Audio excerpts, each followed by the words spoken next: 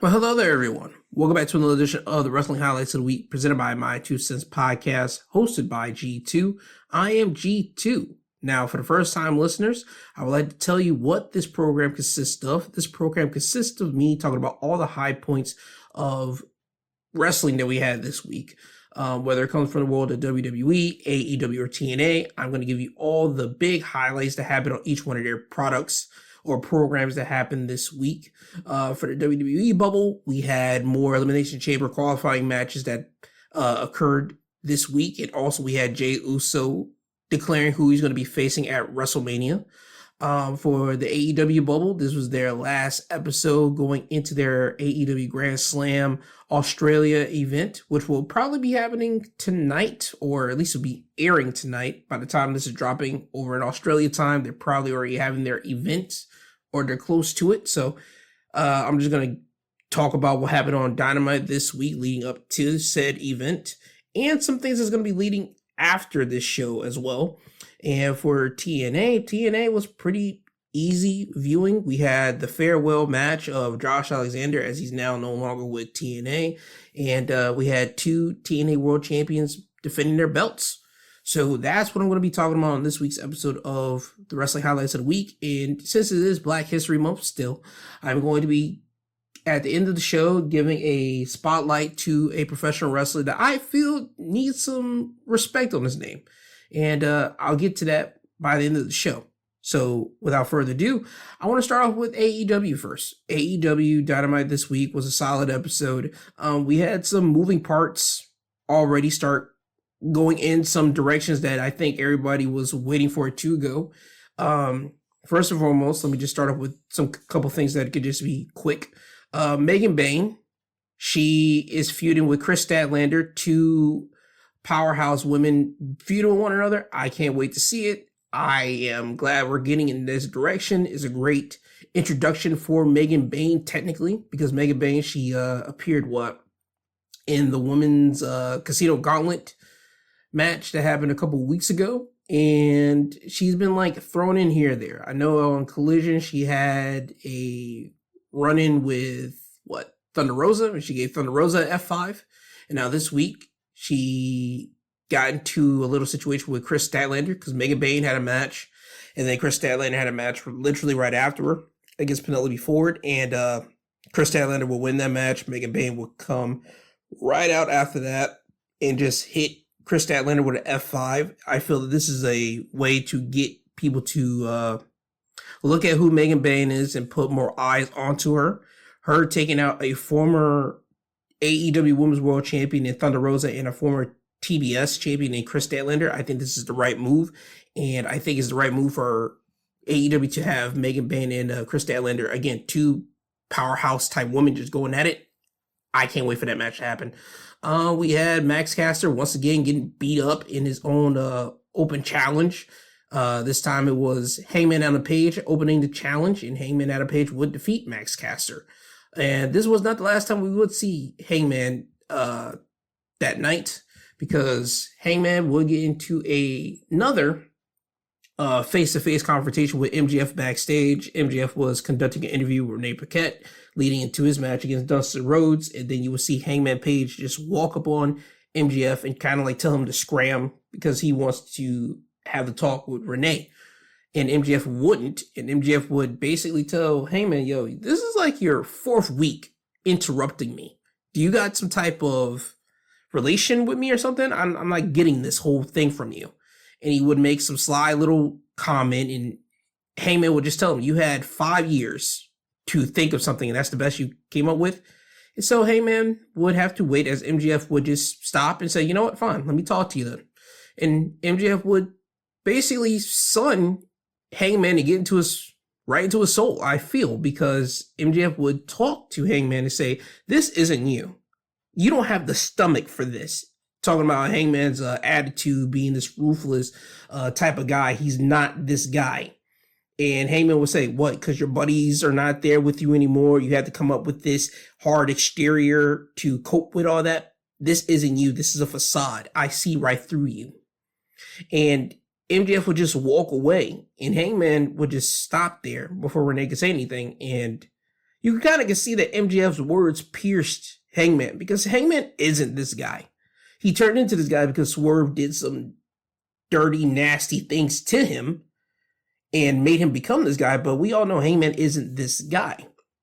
So I'm glad that MJF is the guy, the devil, if you will, to kind of like poke at Hangman and tell him, you're not who you portraying to be. You're living a facade, and I see right through you because I know what a facade is to a degree, because MJF, he's been going through a facade his whole career, and he's kind of been telling everybody, if people has been opening up their ears, he's been telling them point blank, from his feud with CM Punk, talking about how he's been bullied and how he had to come up with this hard exterior. This isn't who MJF truly is.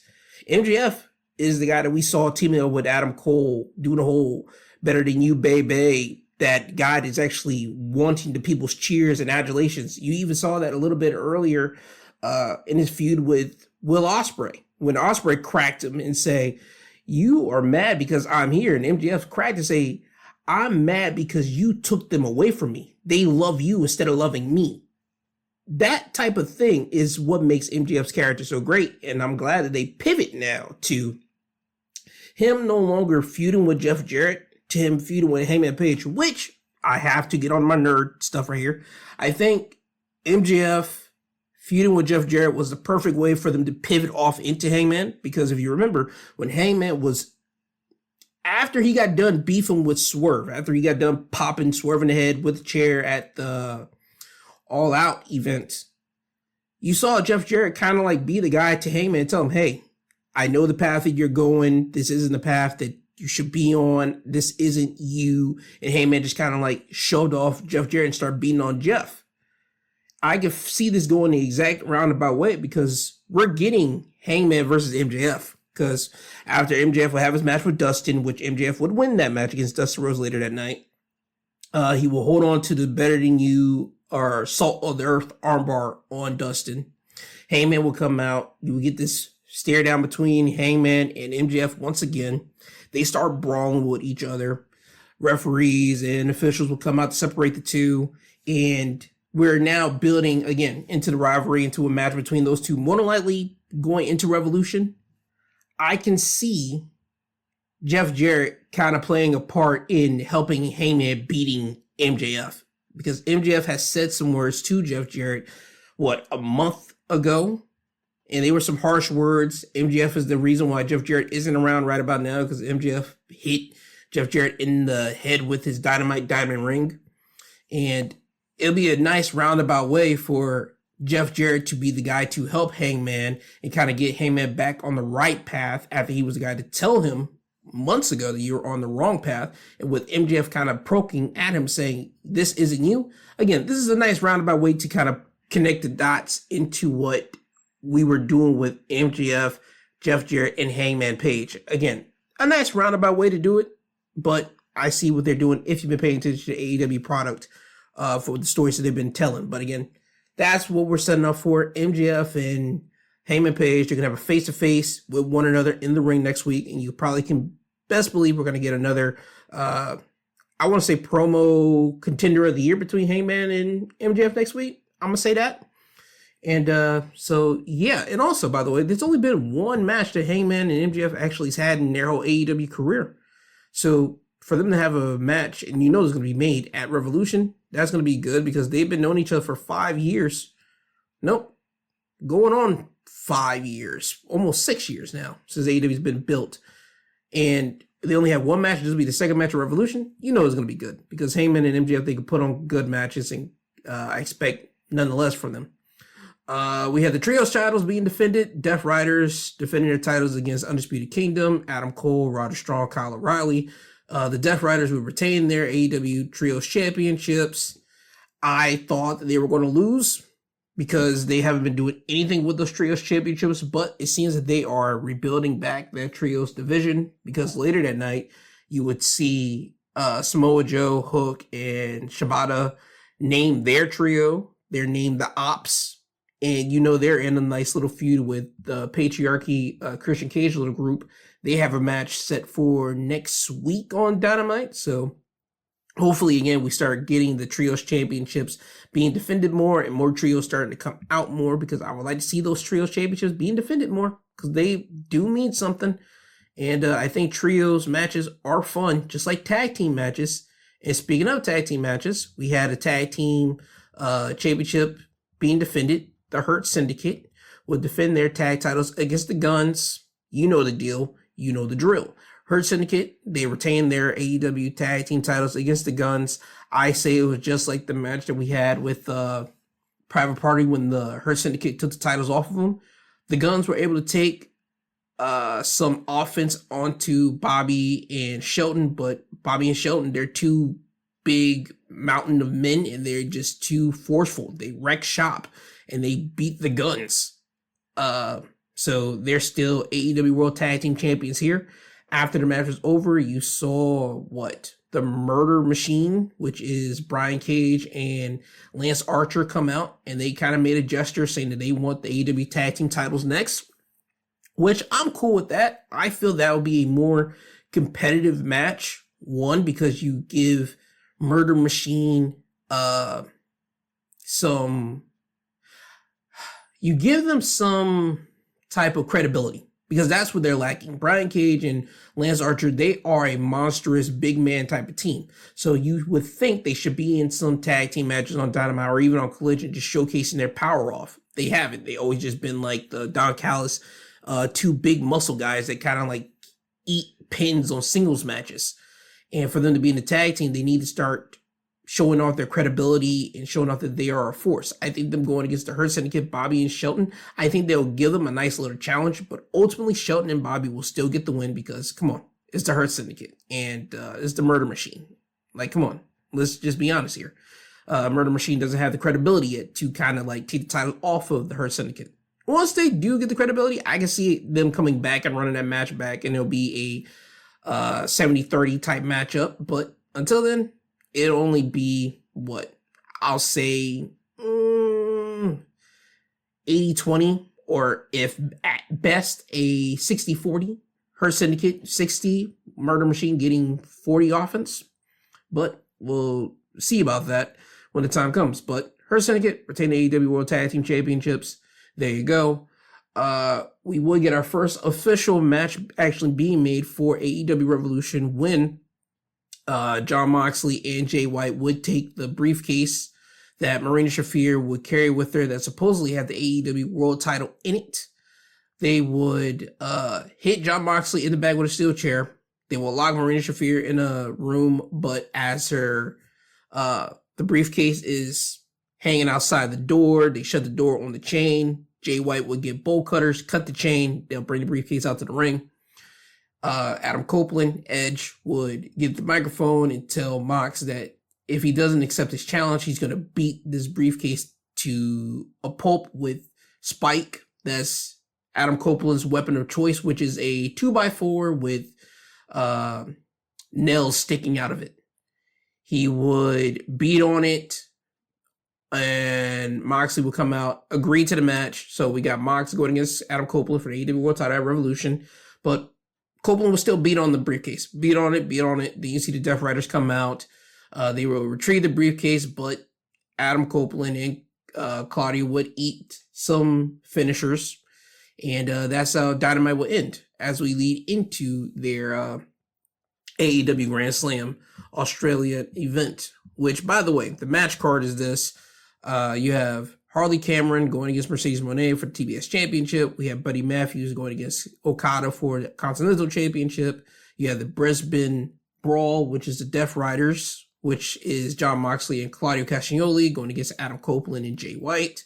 You have the tag team matchup of Konosuke Takeshita and Kyle Fletcher going against Will Ospreay and Kenny Omega.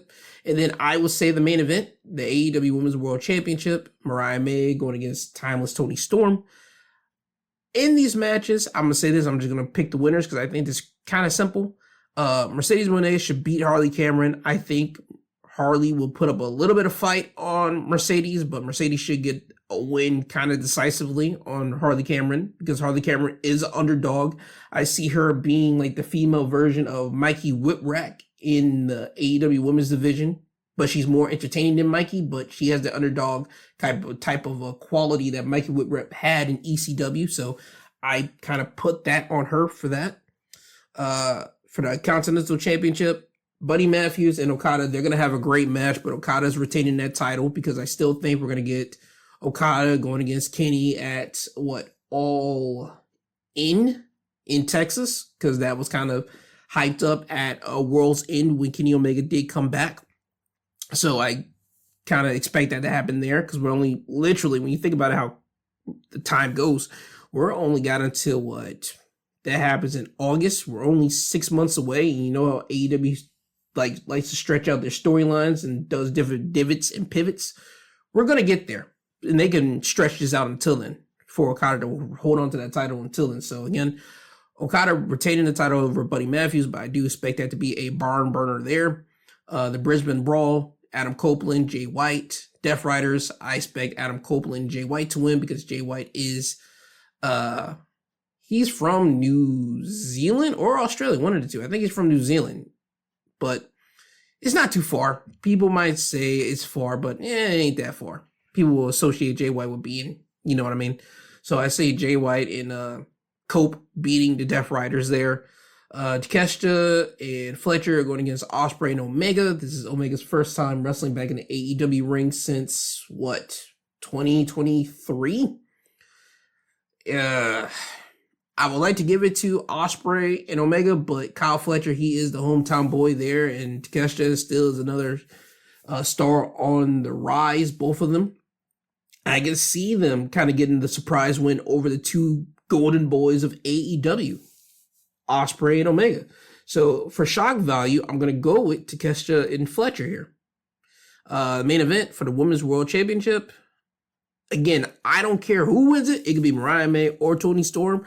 I just want whoever wins the match to have that title and actually get into another feud with someone of credibility, because that title has been stagnant since All In. I don't care what no one has been saying. That title has been completely stagnant because they have been waiting until this exact venue for this match between these two.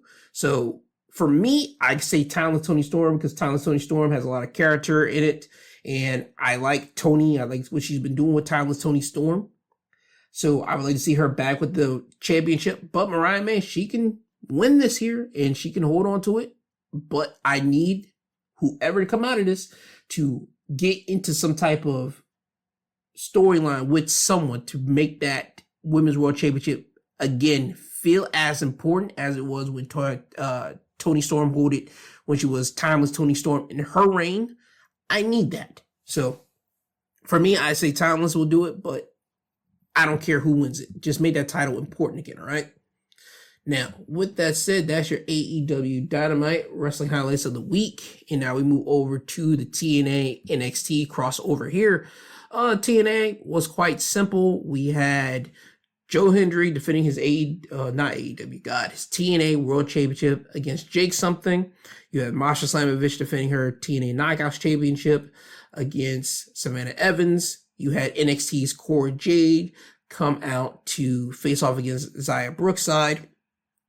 In the main event, you had Josh Alexander going against Eric Young in his final match under a TNA contract as a wrestler here. Joe Hendry will retain his TNA World title over Jake Something by hitting the standing ovation.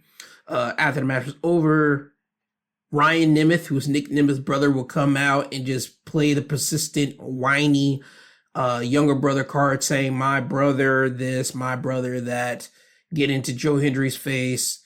Santino Marella will come out and he would try to get in between Ryan Nemeth and Joe Hendry. Jake Something would attack Joe Hendry from behind. This will lead to Nick Nemeth coming out. Nick Nemeth would hit not Joe Hendry, but Jake Something with one super kick. Something wouldn't go down. Another super kick. Jake Something wouldn't go down again. So he's about to hit with a third one, but as he's about to go for the third, Jake Something would duck, and then that's whenever you would see Santino get kicked in the face. So Santino's down. Joe Hendry, Nick Nemeth, Ryan Nemeth all go to Santino to check on him. Later to find out, Santino's backstage. Nick and Ryan will go over them to check on him. And Santino would tell Nick that he has to suspend him for 4 weeks without pay. So you won't be seeing Nick on TNA television for 4 weeks. And within that time, I expect Ryan Nemeth to once again just be a doof for his brother, constantly advocate for his brother, but get himself probably some trouble that whenever Nick comes back, we'll have to probably either fix, or he'll probably yell at his brother Ryan, because I expect that to probably go south sometime soon. Masha Slamovich, as I said, she defended her TNA Knockouts Championship against Savannah Evans. She will retain her belt. Solid match between Savannah and Masha Slamovich, but we all know what we're leading up towards here, because we had Cora Jade. She went against Xia Brookside. Cora will win that. We do know Cora and Masha Slamovich are on a collision course to meet for that TNA Knockouts Championship. Again, we do not know when it's going to happen. I expect Masha to probably be in attendance for Vengeance Day, because on NXT, Cora Jade did go against Bayley, and she would defeat Bayley because Roxanne Perez would come out dressed up as NXT's Bayley whenever she was in NXT circa 2014, 15, 16-ish, with the whole one ponytail to the side, the colorful gear type business. Cora Jade would defeat Bayley. This would add Cora Jade into the triple threat match, which now is a fatal 4-way matchup for the NXT Women's Championship at Vengeance Day. So at Vengeance Day, you got Cora, Bayley, Roxanne Perez, and Julia for the NXT Women's Championship. And I expect Masha Slamovich to be, if not backstage, but by like ringside with the crowd watching that match. And that will probably take Cora Jade's eye off the ball for that NXT Women's Championship. That's just my little 2 cents into that. But yeah, I see that being a collision course for Cora and Masha Slamovich for the TNA Knockouts Championship there. We had Mustafa Ali kind of setting up his faction that he has now with the Good Hands, him, Jason Hodge, and John Skyler. They're back together, but now you got Tasha Steeles being Mustafa Ali's secretary. So he's building up his own little cabinet in TNA. Cool to see Mustafa Ali do that. And you do know he's on a collision course with Mike Santana somewhere down the line, because they had a face-to-face 2 weeks ago. And this week, Mustafa was like doing something with people in the front row. This was like a pre-tape. And he's talking about how he wants to be the next TNA world champion. Again, doing the whole politician shtick. And when he asked people who believes in Mustafa Ali, in his cabinet would say I. The people didn't say nothing. Tommy Dreamer will walk up and Mustafa will give Tommy the business, saying that Tommy is supposed to be the man of the people, supposed to be the guy that's supposed to stop Mustafa Ali. And Tommy will say, nope, this guy is. And he will point at Mike Santana, who's just in the background on his phone. And you see the camera pan over to him. So again, Mike Santana and Ali, you know they're on a collision course. The biggest thing to come out of TNA, as I stated already, Josh Alexander. Josh Alexander in his last TNA matchup as a TNA contracted wrestler, he will be going against Eric Young, in which Eric Young would defeat Josh Alexander. And I find it kind of poetic, because I want to say Josh Alexander was kind of like Eric Young's last official feud before he left to go to WWE last time before Eric Young left. So now it's kind of poetic that Eric Young is kind of the guy taking Josh Alexander out of TNA. And that's, again, poetic in a sense. And also it was great, two Canadians going at it with one another.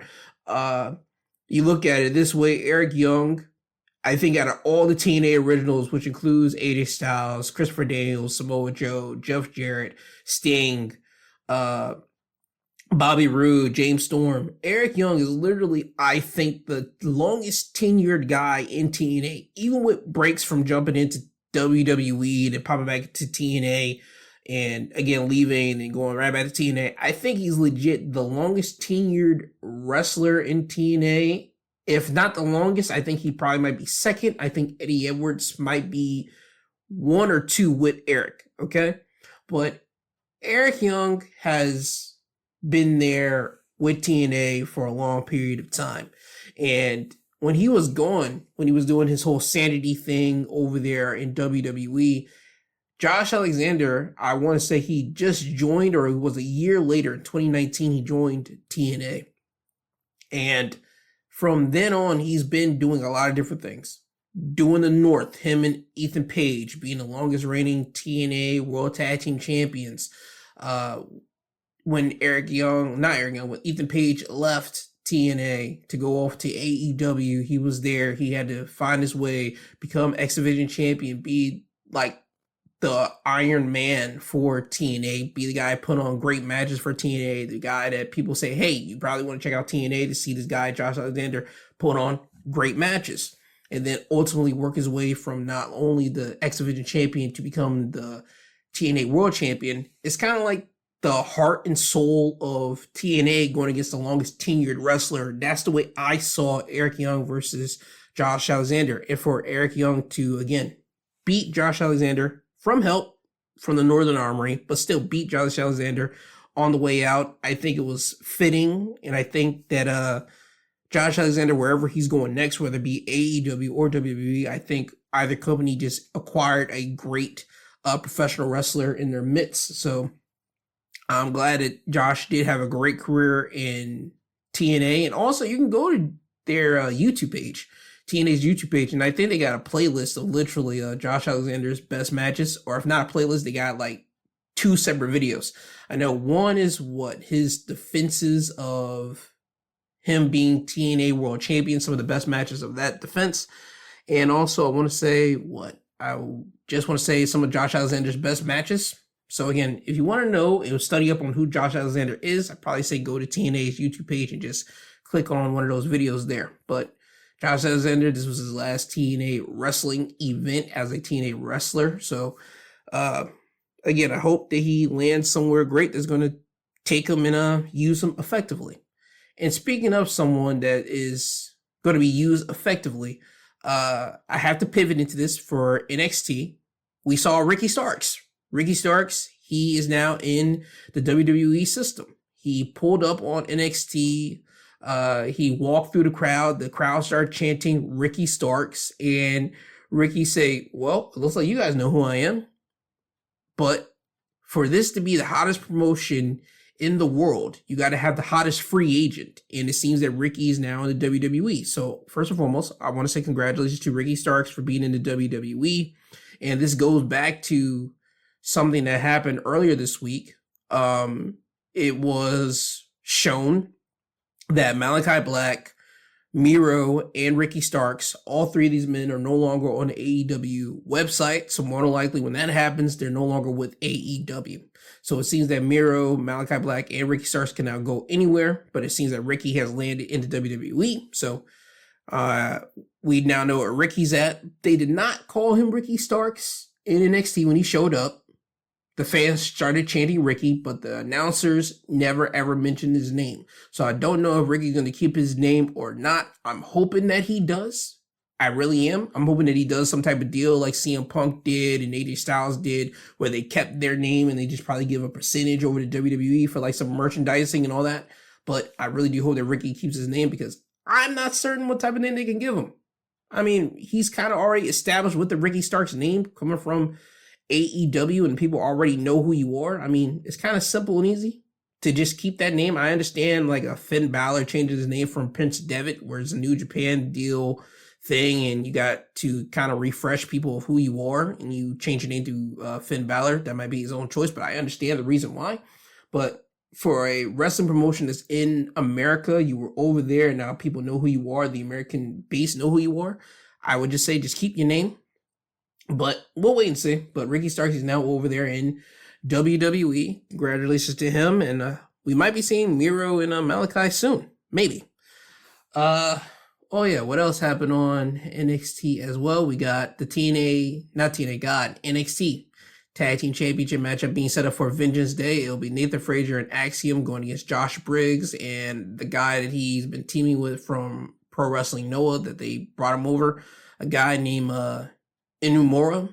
I'm probably butchering the last name, but those two guys won a triple threat tag matchup. It was Josh Briggs and that guy going against Hank and Tank, going against No Quarter Catch Crew. So Josh Briggs and Inumura would win that. So now they're facing off against Nathan and Axiom for the NXT tag titles at Vengeance Day.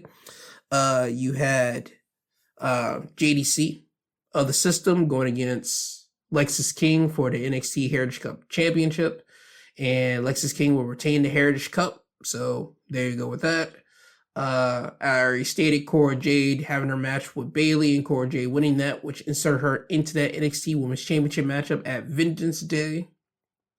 You had the steel cage match of Tony D'Angelo putting up his NXT North American Championship against Ridge Holland.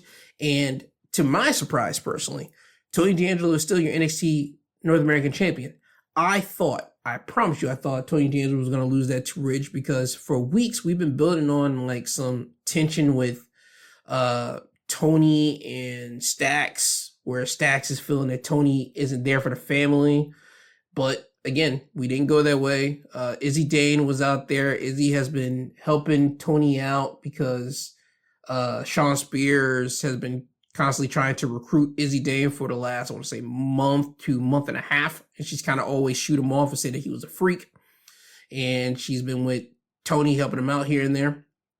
She tried to slide in a crowbar to Tony, but Stax would take it. Stax ended up sliding the crowbar to Tony. And anyway, Tony D'Angelo would win. After the match was over, Tony would be in the ring holding his North American Championship. Ridge Holland would look like he's about to attack Tony, but Izzy would hold up Tony with the crowbar to make sure that he's not going to be attacked.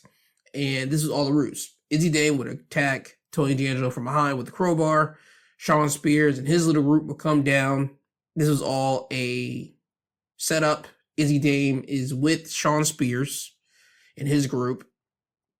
And Tony D'Angelo will get attacked. Adriana Rizzo will get attacked as well. And you have Luca Crucifino and Stax trying to get into the cage, but they couldn't, because you would see Sean Spears, his guys, Brooks Jensen, and the other guy that he got him with him. I don't know his name. I forgot it. Attack Crucifino and Stax off the cage. And this allowed Sean Spears to hit the Death Valley Driver off the second rope onto a chair on Tony D'Angelo. So this is probably going to set up a big gang warfare between Sean Spears' group and Tony D'Angelo's the family, probably going into Stand and Deliver. So that's where I expect this thing to end at in the next couple of months. Yeah, I think that's everything of importance that we had on NXT. I mean, we set up Trick Williams to go against what's homeboy's name? Eddie Thorpe in a strap match on Vengeance Day. So that match got made official. And I think that's it. So yeah. Now let me get into the predictions for the NXT Vengeance Day matchups. We have Trick Williams, Eddie Thorpe strap match. Trick Williams gonna win that, no doubt about that. Nathan Frazier, Axiom going against Josh Briggs and Inumura for the NXT tag titles. Nathan Frazier and Axiom is going to retain their tag team titles. There's no doubt about that, because I have a feeling that they're going to have a match against the Hardys at Stand and Deliver to probably, not going to say unify, but just winner take all. I see that kind of match happening at Stand and Deliver there. Javon Evans going against Ethan Page. I'm going to say Javon Evans beats Ethan Page here. Fatal 4-way matchup for the NXT Women's Championship. Julia, Bayley, Roxanne, Cora Jade. I still think Julia, because Julia hasn't held on to the title, I want to say, long enough. I mean, she just won it technically, because at the last NXT Premium Live event, that was Deadline, she won the Women's Deadline Challenge to go against Roxanne. So yeah, she hasn't held on to that title long enough. So Julia's going to retain this title here, and this is going to continue to set up Bayley going against Roxanne somewhere down the line. Again, probably Stand and Deliver. I see that probably going there. Fallon and Stephanie McCool for the NXT Women's North American Championship. Same thing with Fallon. Fallon hasn't held on to it long like that, but I can see them pulling the trigger for Stephanie, but I can see them holding off for Stephanie to win that at Stand and Deliver. So, you know what? Screw it. I'm just going to hedge my bet here. I'm just going to go with Stephanie. Stephanie McCord to beat Fallon. Obafemi, Austin Theory, Grayson Waller, triple threat for the NXT Championship. Obafemi. Obafemi's retaining that championship. We're not having Austin or Grayson walk out with that title. So Obafemi's retaining that, and we're going to set up for Oba versus Trick at Stand and Deliver for the NXT Championship. And this will be Trick's final match in NXT as an NXT wrestler before he gets called up to the main roster. That's the way I see it there. With that stated, that's your NXT TNA Wrestling Highlights of the Week. But before I move over to the main roster, I do have to say one thing. I am glad Chris Bay is getting back on his feet and moving around, because he will put out a Twitter post and a video of him getting up off of a bench and taking some steps. He would talk about his injury that he sustained in October, the TV tapings after Bound for Glory. He would talk about him and Ace Austin going against the Hardys. And in that match, he got injured, and he would talk about it was a neck injury. He would talk about, I believe it was a C5, C6. He had to get fused with some other things. Again, the neck injury deal here. He would talk about how he was basically paralyzed from the neck down, but he's starting to gain his functions back, and he is taking one step at a time. So I am glad Chris Bay did give everybody that information and did show him recovering from that, the progress of that. So I am glad that Chris Bay is getting back on his feet and getting back on his feet. You know what I mean? So with that stated, now with the TNA NXT Wrestling Highlights of the Week out the way, now we move over to WWE Main Roster important stuff from both Raw and SmackDown this week. So, moving on to the main roster, we find out who both Jey Uso and Charlotte Flair will be competing against at WrestleMania. First off, we start with Jey Uso because he made his choice first. On Monday Night Raw, Jey Uso will come out again celebrating with the people, as he usually does, yeeting across the board. But when he does the encore for the eating with the people, he would get on the announce table, and that's when you see Gunther pop out of nowhere and just swipe Jey off the table, start putting the beat down on him. And again, this is Gunther going after Jey after he told him last week that Jey should not be picking him, because Gunther does not want to face Jey once again because it does nothing for Gunther's legacy.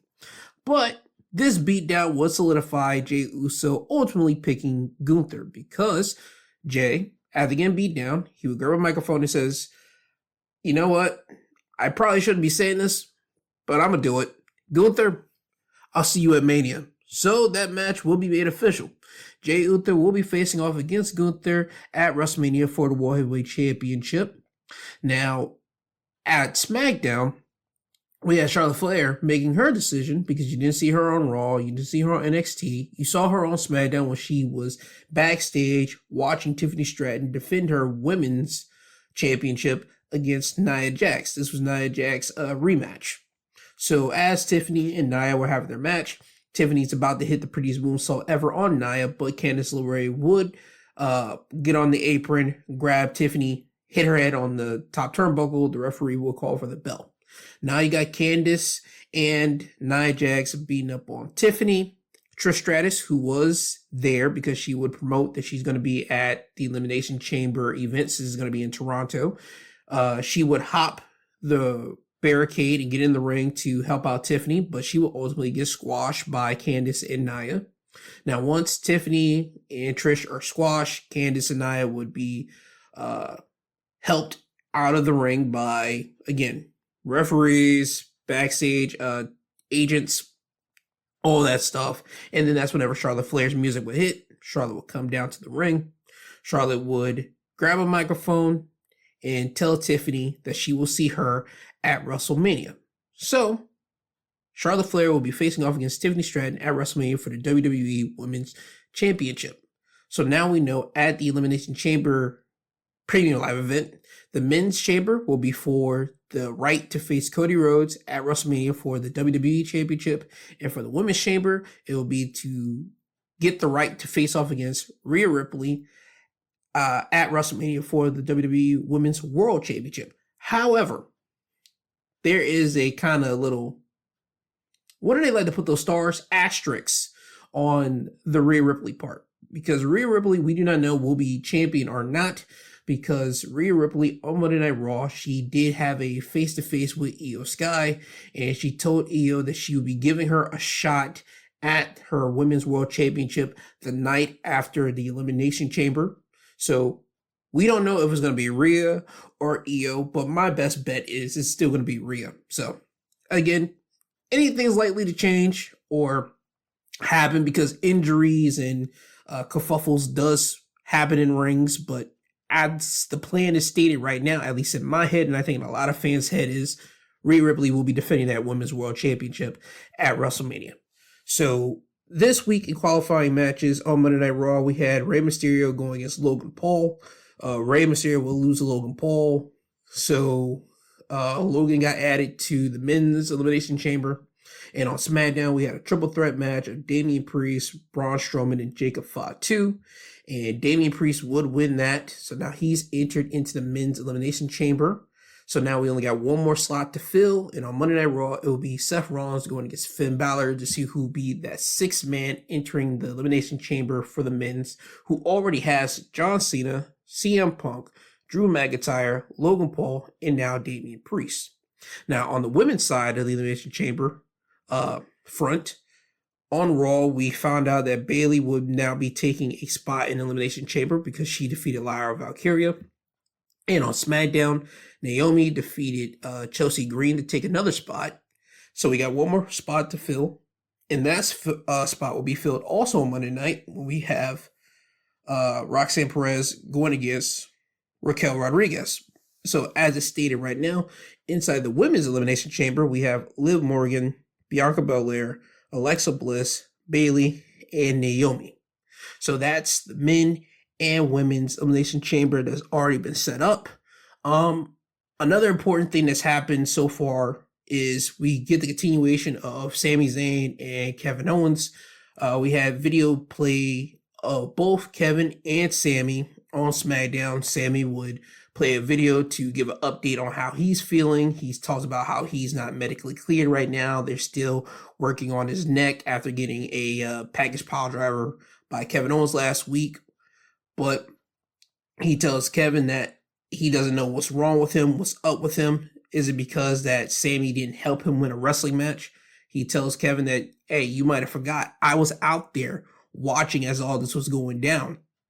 But that's the deal with Sami's part of that, but Sami does say that he's going to get Kevin for that. Kevin would put out a video and say, you think you're hurt? I'm hurt. I got backstabbed by 3 guys in 6 months, guys that I would stop a bullet for. And he's talking about Cody, Randy, and now Sami. And he tells Sami point blank, we're going to meet one another. We're going to meet one another at Elimination Chamber, that premium live event in Montreal. So I think we're going to probably get a, they don't like to call it no holds barred whenever they're not sanctioned. Oh, an unsanctioned match. I think that's what we're probably going to get between Kevin and Sami, because I don't see them having a one-on-one matchup at WrestleMania. I don't. If they happen to have a one-on-one matchup at WrestleMania, it needs to be something of grandeur. It needs to be something of merit. And for me right now, I just don't see it happening. I still think we're going to go with a 6-man, because as of right now, we could tie other pieces together, because I don't think Drew McIntyre is winning that Elimination Chamber. I think Seth Rollins is going to beat Finn Balor and enter that Elimination Chamber, and I don't think Seth's going to enter that. And now you'll have both Drew and Seth completely lost without going into WrestleMania without nothing. But what do they have in common? Drew and Seth. They have in common their hatred for the Bloodline, their hatred for Roman Reigns, who I suspect Roman Reigns to probably have a prominent role at WrestleMania in some form or fashion. And with Kevin Owens also hating Roman, because all this lies with the Bloodline still to this day, with Kevin Owens and his hatred for a lot of things, I can see them doing a 6-man tag. And I'm not certain if people are really going to enjoy it or not. But again, the levels of hatred that you can still tie in with KO, Seth and Drew to go against a Roman, a Jimmy Uso, and a Sammy, I think there'll be plenty of entertainment features right there, all in that match alone. Now, will it be a step down from what Roman has done previously in WrestleMania past? Yes, because he won't be in the main event spot. I get it. People might not like it. However, it still gives Roman Reigns a spot, but it also gives Roman Reigns a time to also prop up other people. Because you see on SmackDown, they want to do something with Jimmy. You see it happening because he's doing something with Jey. Jimmy has to be the supportive brother now since he's rekindled with Jey again.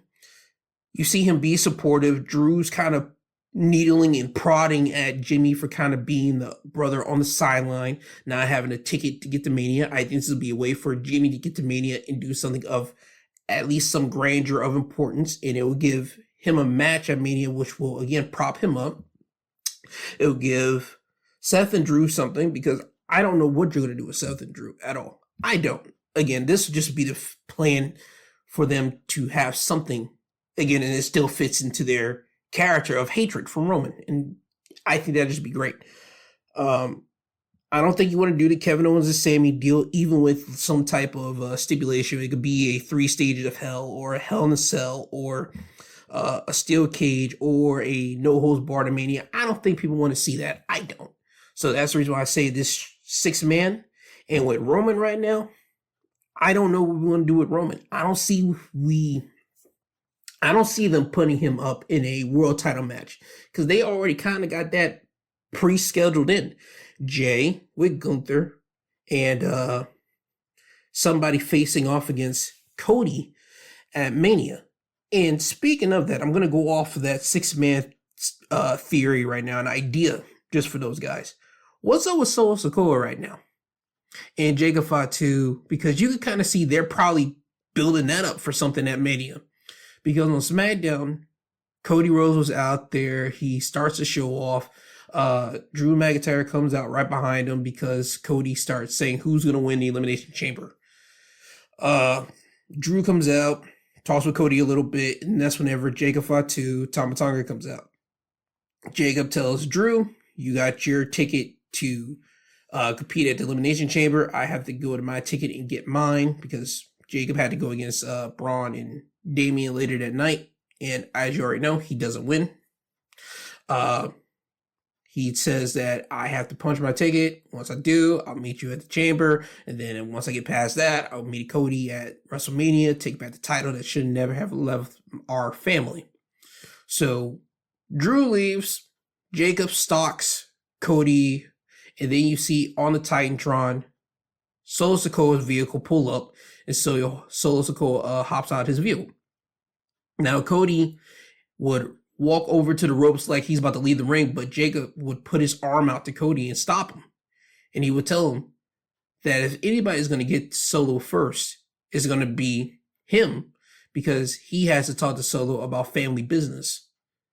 And then Cody would say, you know what, you can have him the first, but I'll have him last. So you see Jacob and Tama Tonga leave the ring, and they're men on a mission trying to look for Solo. So you get them going backstage looking for Solo. Once they get to him, you see Jacob just pop up on Solo and ask him point blank, where you been?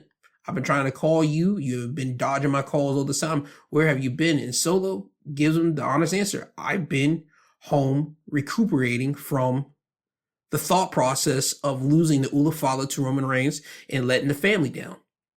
And now since he's back, he's got his mind right. He's ready to take over. And he tells Jacob, hey, it first starts with you. You're going to win your qualified match for the Elimination Chamber. You're going to win the Elimination Chamber. You're going to beat Cody Rhodes at WrestleMania, and you're going to win back that championship for the family. And Jacob seeing Solo in his face saying all this, and Jacob isn't really digging what Solo's telling him. And so you see Jacob see this and hear this, and then when Solo's done, he would say, do you understand? And then Jacob wouldn't answer him. He just turned around about to walk away from him. But you see Solo just grab Jacob's arm. And Jacob just stops, turns around and looks at Solo. And Solo would tell him, I love you, Jacob. And then you can kind of see that Solo is trying to do the gaslighting manipulation feature that Roman Reigns did with Jimmy and Jey and Sammy, and even Solo himself a little bit when Solo was an enforcer for Roman. But with Jacob, you kind of see that didn't work. Jacob didn't say nothing. He just walked away. And Tama Tonga would stop for a second, and he would just follow Jacob, like, behind. Now, we get to the main event, the triple threat.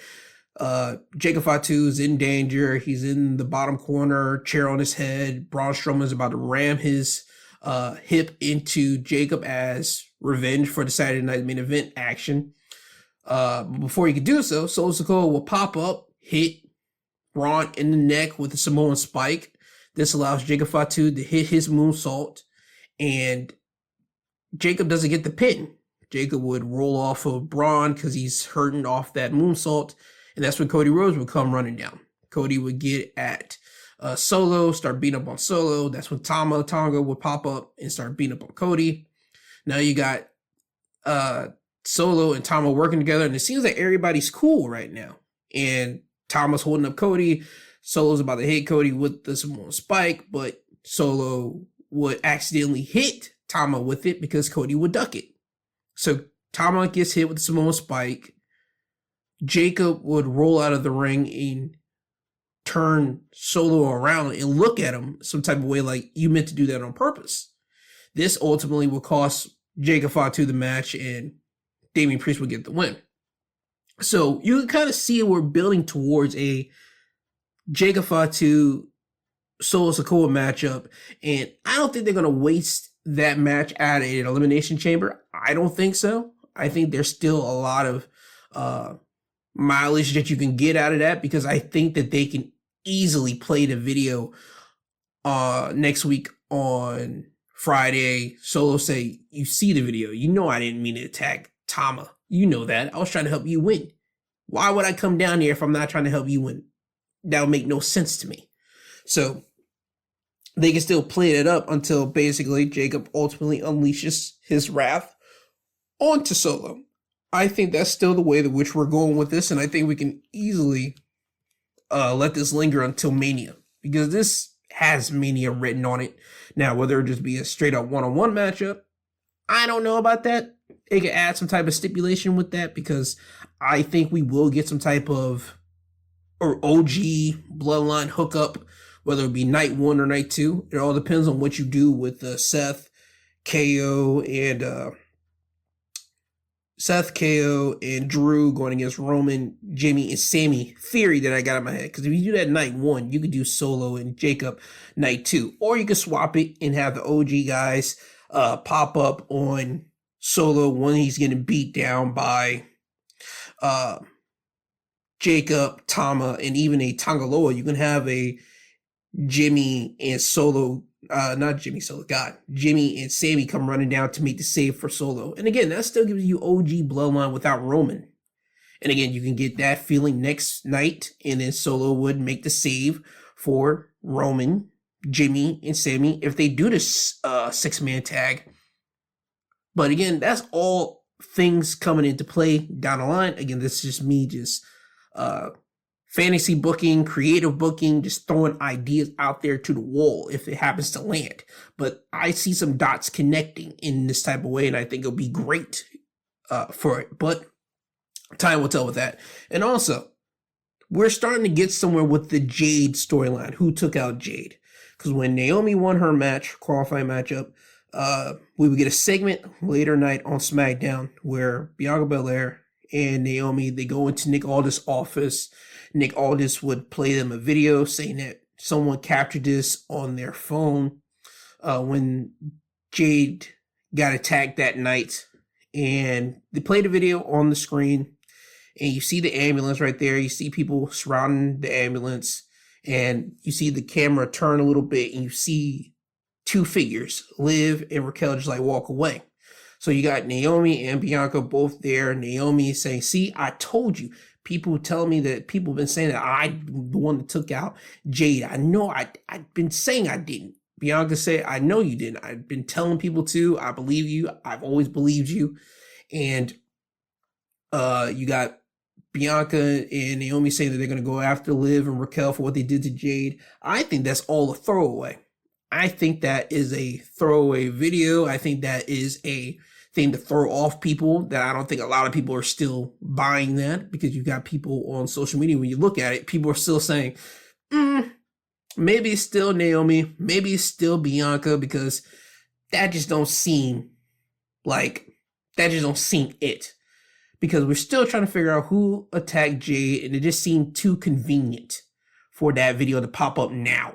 So again, it's still interesting to see how we're going to mad different avenues to get to Mania. Because Mania, again, is the biggest show of the year. You're going to have some storylines finishing out. And I think the Jade storyline, who attacked Jade, needs to be paid off at Mania, either before Mania and have the match at Mania, or have the payoff literally at Mania. Because again, Mania is a big show, drama, field up. I think that'll be a perfect way to do it there. But yeah, man, those are what the major big dealings happened on both Raw and SmackDown, technically. Like, those were the highlights of it. I mean, you had the New Day attack Rey Mysterio after Raw went off the air. You saw it on YouTube. So the New Day is still having their beef with Rey Mysterio and LWO. The Street Profits on SmackDown, they hit up with another vignette talking about them being pissed off. They basically almost recite the same thing that they said last week, but it seems that we're, again, getting more involved with the SmackDown tag team division of Los Garza, Pretty Deadly, DIY, Motor City Machine Guns, and now Street Profits. Again, I think we're going to get some type of big multi-man type situation at Mania, because SmackDown's tag team division has been on fire, lighting it up. It's been really putting Raw's tag division in the dirt, especially with this past week Monday Night Raw with the Viking Raiders defending their tag titles against Creed Brothers. And the Creed Brothers will lose by disqualification because I believe it was Julius Creed hitting one of the Viking Raiders with War Raiders, not Viking Raiders, War Raiders with one of the tag titles. So again, we're still on that kick. It's still a shame because Creed Brothers, again, they were a great tag team down there in NXT, a lot of potential, and right now, them being stuck with that stupid American-made thing, I'm just not feeling it. I'm just not. And again, SmackDown's tag division just put Raw's tag division directly in the dirt. AJ popped back up on Monday Night Raw. You see he's having a little thing with Judgment Days, Dominic Mysterio. Cool, they're going to have a match next week on Monday Night Raw, but I think we're going to get AJ versus Braun Breaker probably at Mania, because you saw AJ go into Adam Pearce's office. Pierce tells AJ he gets a match with Dom next week. Cool. Braun Breaker will get in the face of AJ after that. They just have a nice little stare down, kind of to give the fans a build up of anticipation of what you might want to see or engage it. And I think the fan response was pretty well, because AJ is a phenomenal wrestler, pun intended.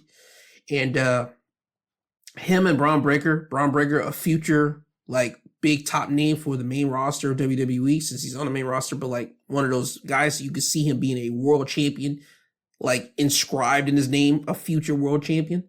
Him having that match with AJ, I think that'll just be another notch in his belt. So I can see them doing that at Mania as well. I mean, we're just starting to round up a lot of different things at Mania. But yeah, I think that's everything that technically happened on Raw and SmackDown this week for the main roster. I don't think there's anything else for me to really talk about with that. So with that being said, that is your WWE main roster wrestling highlights of the week. And now before I get out of here, I do have to put a spotlight on a Black professional wrestler, since it is Black History Month.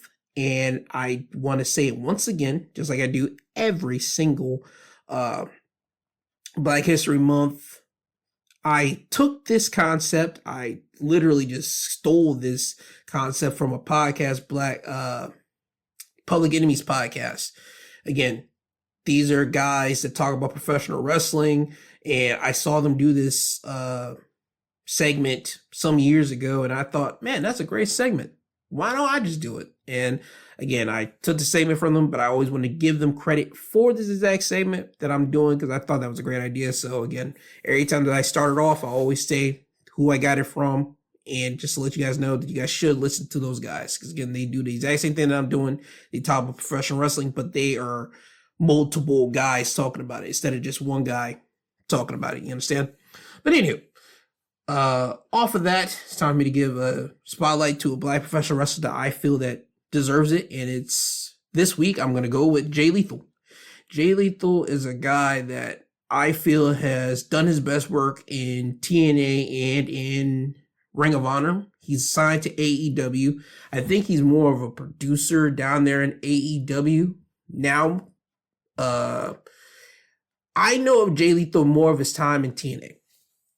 Jay Lethal in TNA, I want to say he got a lot of credibility for doing a Macho Man gimmick, Macho Man cosplay, Macho Man tribute, whatever you want to call it. He was known as Black Machismo. But before then, he was one of those people that you would say he's a bland good guy. Guy came out there, regular bland attire, just wrestled for wrestler's sake in the X division, hanging around with Chris Sabin and Alex Shelley, was their guy to just be underneath their wings. And again, he was just a guy under the TNA roster just to have good matches. And what's funny is Kevin Nash is a guy that we all know in the wrestling world. He goes to TNA.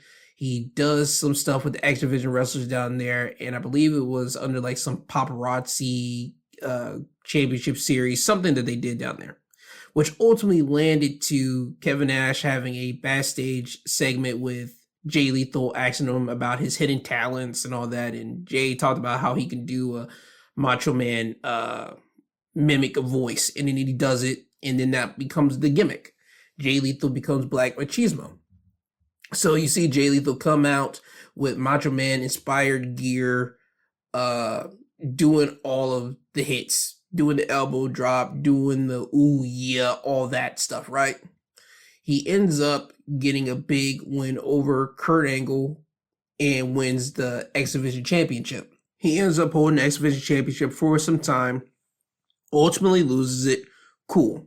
Then guess what? He ends up developing a Macho Man, Miss Elizabeth type of relationship with a ring announcer called SoCal Val. And he ends up doing the whole "Will you marry me?" the same thing that Macho Man did with Miss Elizabeth. Again, playing tribute to Macho Man and Miss Elizabeth down there in TNA with this angle. Now, the swerve is his best friend that he was always with, Sanjay Dutt, would stab Jay Lethal in the back. They have multiple series of matches. There you go, right? Then, guess what? He ends up becoming tag partners with Consequences Creed. Consequences Creed, better known as Xavier Woods now in the WWE. They end up winning tag championships over there at TNA. Doesn't hold it for so long, but they can have that under their resume. First championship that Xavier Woods technically won on the main stage of television was with Jay Lethal. And again, that's something to hang on your resume there too. Big moment that Jay Lethal had in his TNA career as well was feuding with Ric Flair. There's the infamous woo promo that Jay and Ric Flair had with one another when TNA was I believe on Monday nights trying to go off against Monday Night Raw at one point before they had to pivot off of that. But Jay Lethal had a big moment. Again, he went against his childhood hero, Ric Flair. He ends up beating Ric Flair. And Jay Lethal even talks about it, I believe, on Coco Cabana's podcast about how Sanjay Dutt kind of poked and prodded at him saying, hey, you do know that Shawn Michaels and Triple H are going to be watching this because you're wrestling their buddy Rick. So that's another added pressure for Jay Lethal to just have a good match with Ric Flair, which I'll say it was a good match for Rick and a good match for Jay because, I mean, Ric Flair's an old dude. You can't only but do so much at that time. So had a good match with him there. But Jay Lethal was never ever able to hit that cusp in TNA of being a main event guy. They didn't put him in that area. So what did Jay Lethal do? He decided to leave TNA. Again, forever grateful to TNA for what they did for him, doing the Black Machismo stuff, but he went back to his original home of Ring of Honor. goes back to Ring of Honor, and this, whenever I say he starts building momentum, goes to Ring of Honor, becomes their Ring of Honor television champion, defends that championship, tries to go after the Ring of Honor World Championship, doesn't cash it in or successfully wins it yet. Okay, he's still got some years to go, but he's building and building. He ends up turning heel, joining a heel stable called the House of Truth with a underrated manager, might I add, a guy named Truth Martini. If you ever had the time, look up Jay Lethal, Truth Martini. If you were around during the 2014, 2015 time in Ring of Honor, you know that Jay Lethal and Truth were a great pairing with one another. Absolutely awesome. Truth was able to bring out the heel tactics out of Jay Lethal, something that we have not been able to see beforehand. But Jay, being the great in-ring wrestler that he was able to build that in with being a dastardly heel. Just worked great. He ends up holding the Ring of Honor Television Championship. He ends up holding it for a long period of time. And I mean, an extremely long period of time. I believe they say that he is the longest reigning Ring of Honor Television Champion in that company's history, because he held on to it for a year plus. So he ends up doing that. He ends up rebranding the television title as the ROH Championship, because he never got a match with Jay Lethal.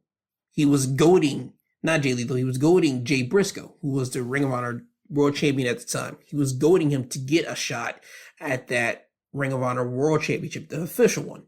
So they had their match, Best in the World 2015, Jay Lethal, Jay Briscoe, winner take all, the Ring of Honor television title, Ring of Honor World Championship, both on the line. And what made it so great was Jay Lethal's family was in attendance right there, and Jay Briscoe's mother and father were in attendance as well for that matchup. And this was Jay Lethal's crowning moment. Jay Lethal and Jay Briscoe had a great match, and ultimately Jay Lethal would beat Jay Briscoe, and Jay Lethal will become a double champion in Ring of Honor. He became the first African American to actually win the Ring of Honor World Championship. And that was something that I wanted for Jay Lethal, because I remembered his journey from TNA, remember his journey going into Ring of Honor and seeing all the stuff that he was doing as a character, doing in ring work. And it was just seemed like it was his time to win that world championship and just hold it and defend it. And he became a great champion. He became a great Ring of Honor champion. Again, doing double duties, defending the television championship and defending the Ring of Honor World Championship. Sadly, he ends up losing both television and Ring of Honor Championship. Cool. Goes over to New Japan, has a little stint over there, but he never ever does anything big over there in New Japan. Okay, great. He ends up still being in Ring of Honor, runs back the Ring of Honor Championship years later, goes to Madison Square Garden, has a triple threat ladder match with Matt Taven, Marty Scurll, loses it there. And this time, his second reign is at 280 days when he loses it. Has another couple more months, or a couple more years, if you will, with Ring of Honor. Still putting on great matches there, cool. Then Ring of Honor shuts down. Then he ends up going over to AEW. AEW, I thought would have been a great place for Jay Lethal to end up and be great established at, but I get it. AEW is a place where you can have a great career, but if you already are established, or at least on an independent level, you have to have something that sets you apart. And unless Jay Lethal is willing to go back to the Black Machismo gimmick, I don't see him ever hitting the echelon of AEW status, of AEW TV, TNT champion, international champion, the way that he could do if he is Black Machismo. But Jay Lethal himself, if you take the time out of your day to go watch his stuff on YouTube, you will know the incredible athlete that Jay Lethal is. I really do want you guys to go to his TNA stuff. when he was Black Machismo. Again, that's always a highlight that I will point to anybody and say, go watch some of his Black Machismo stuff, from the character work to in-ring work, some of the greats. His time whenever he was TV champion, and I'm talking about his second reign as TV champion when he was with Truth Martini. Look at some of his matches there. Look at that match of him going against Jay Briscoe. Again, Best in the World, I believe 2015, that was the event. Look at that match. You could tell the crowd was ready for Jay Lethal to win that Ring of Honor championship and become the man and be dubbed the franchise of Ring of Honor. And yeah, man, Jay Lethal needs to have more respect put on his name, because I don't think a lot of people really understand how great Jay Lethal truly is, or how impactful Jay Lethal really was, his time in TNA and his time in Ring of Honor as well. I think when people look back at it and people actually do the studies, people will understand how impactful Jay Lethal is to the wrestling business as a whole. And people might say I'm really overstretching that. I think when people look back at Jay Lethal's contribution, I think they'll know that he's done some nice things for the wrestling business, especially when, again, you look at the character work that he did. Look at his in-ring work. Some of the great things. I mean, that's just my opinion on it. But again, I want to put a shine light on Jay Lethal. I think that people need to look at his work and really pay attention to it. And hopefully, I am wrong. Hopefully he does win a championship in AEW before his time is over in AEW. That's what I'm hoping for, but time will tell with that. But again, I want to put a shine on Jay Lethal. And yeah, that's my shining light for a Black wrestler for this week's portion of Wrestling Highlights of the Week of Black History Month. Now, with that being said, this has been your Wrestling Highlights of the Week, presented by My Two Cents Podcast, hosted by G2. He is I, and I am him. I hope you all enjoyed today's episode. I do want to let you guys know that tomorrow, as per usual, I will be dropping a Sunday episode, and I'll be talking about everything that happened in the world of news. That'll be on my Sunday episode. And I'm not certain if I'm going to drop an episode for the NXT Vengeance Day.